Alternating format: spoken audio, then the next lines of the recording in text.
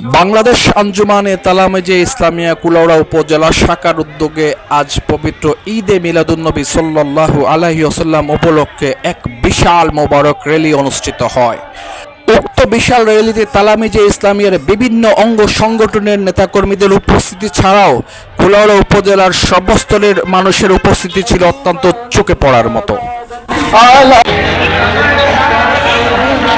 প্রচণ্ড রৌদ্র এবং তীব্র উষ্ণতার মধ্যে অনুষ্ঠিত হওয়া এই মোবারক র্যালিতে অংশগ্রহণকারী সবার জন্য ছিল কুলাউড়া উপজেলার কয়েকটি সামাজিক সংগঠনের পক্ষ থেকে বিনামূল্যে পানির শরবত এবং খেজুরের ব্যবস্থা। উক্ত মোবারক র্যালিতে অংশগ্রহণকারী তৃষ্ণার্ত মানুষেরা পানির শরবত এবং খেজুরকে কুলাউড়ার সামাজিক সংগঠনগুলোর ভূয়সী প্রশংসা করেন।